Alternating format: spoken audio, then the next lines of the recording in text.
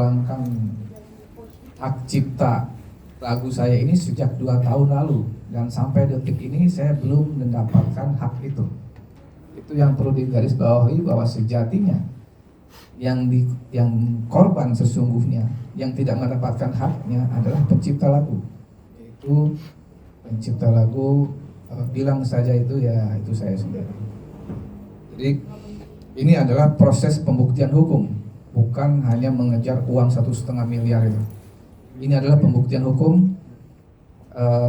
di mana nanti saya akan jelaskan bahwa ada statement bahwa yang wajib membayar royalti adalah penyelenggara. Nah, itu menurut saya keliru, karena di undang-undang tidak dikatakan demikian. Jadi kita mau nurut mana nih? Menurut undang-undang apa menurut yang ngomong begitu? Ya kan?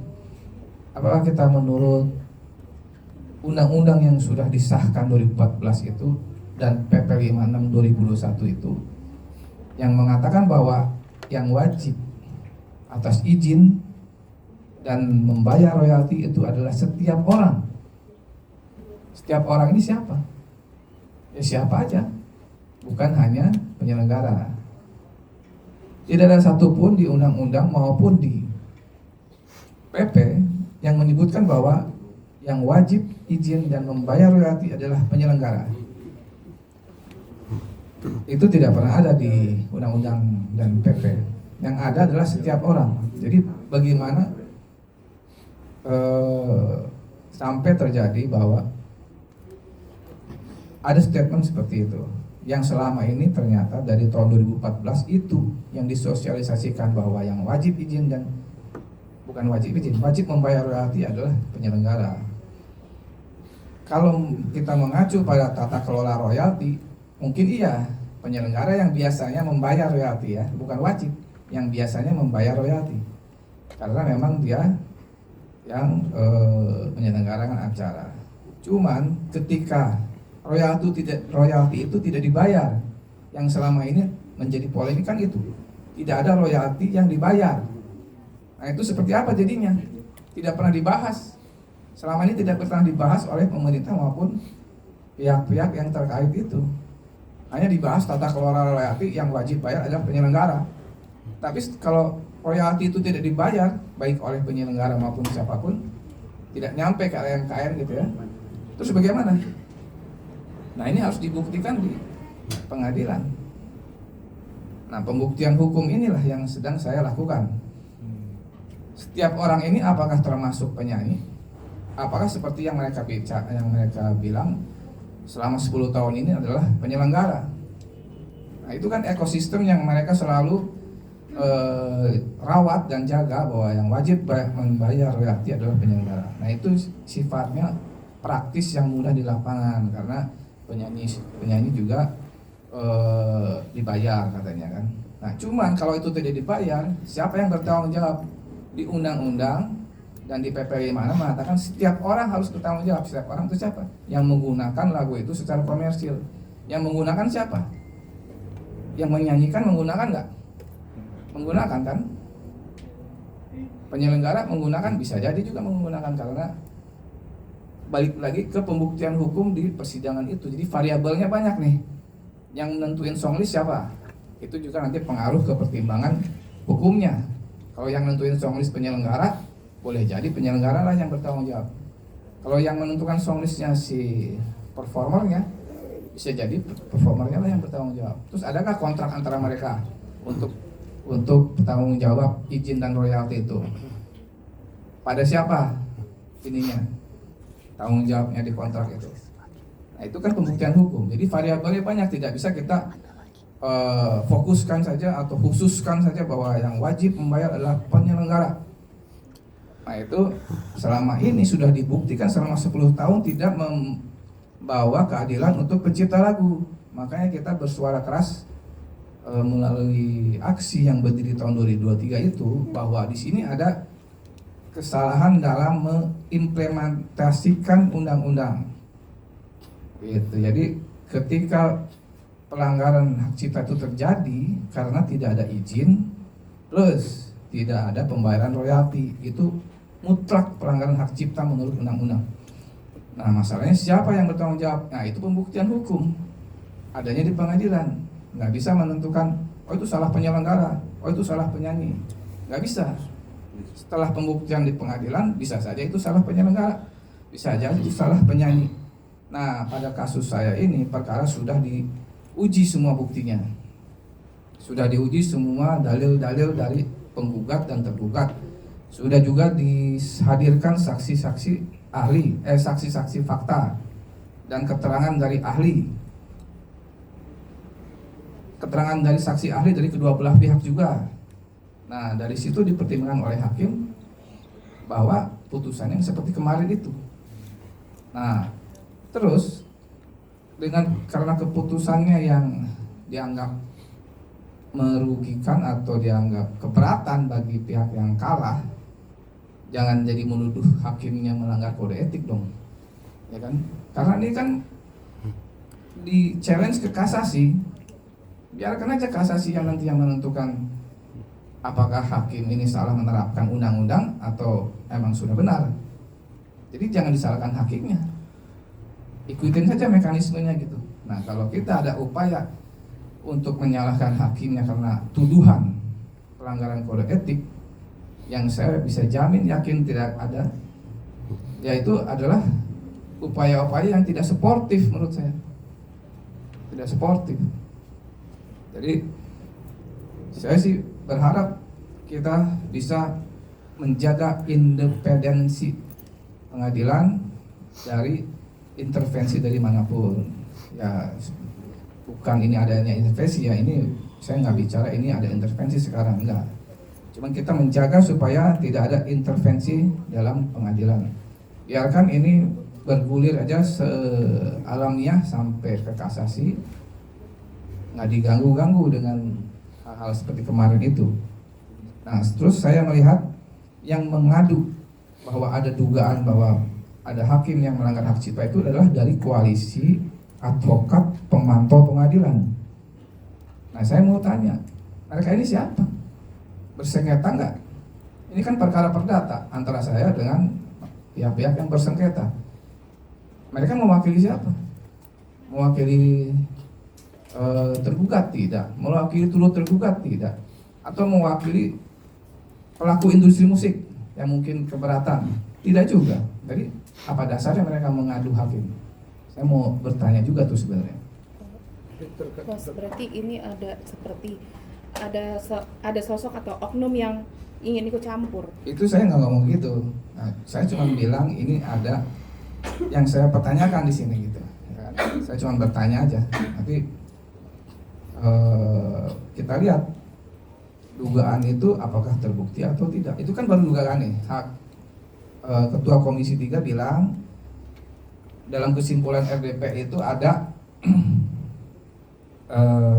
dugaan pelanggaran kode etik atas pemeriksaan yang mengadili perkara nomor 92 atas dugaan pelanggaran yang diduga memutuskan tidak sesuai undang-undang kan gitu. Nah, ini perlu digarisbawahi, di bold, dikasih capital case semua nih, dugaan. Nah, ya. Baru dugaan.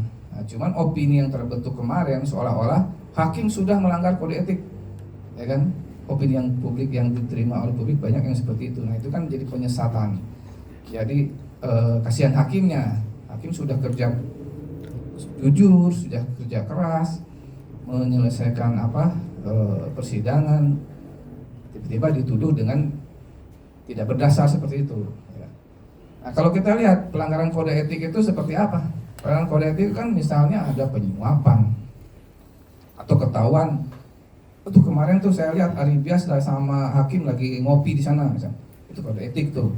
Terus ada lagi lah, ada di Perma itu, peraturan Mahkamah Agung nomor 9 itu dijelaskan detail semua seperti apa pelanggaran kode etik. Bukan pelanggaran kode etik itu bukan terkait dengan kepertimbangan yuridis atau substansi putusan pengadilan, itu bukan pelanggaran kode etik itu. Jadi apa yang diduga oleh pengadu itu secara hukum di Perma nomor 9 itu seharusnya tidak bisa ditindaklanjuti kalau kita bicara hukum ya. Karena dugaannya adalah terkait keberatan terhadap pertimbangan yuridis dan substansi putusan pengadilan. Ibaratnya keberatan dengan hasilnya lah gitu. Nah, kan udah di-challenge ke mahkamah ke kasasi. Jadi kita tunggu aja di kasasi. Tapi tidak serta-merta jadi menuduh hakimnya jadi melanggar kode etik gitu. Tapi kalau misal pun itu apa harus dilakukan ya saya nggak masalah. Saya nggak masalah sama sekali dan sebenarnya sejujurnya saya sebenarnya menyambut positif karena ini jadi ada atensi. Jadi ada atensi dari level yang lebih tinggi yaitu DPR dan atensi juga dari publik dan pasti juga ada atensi juga dari Mahkamah Agung untuk mempercepat proses ini supaya segera selesai, ya kan? Diperiksa aja hakimnya, diperiksa hakimnya atas kode etik itu.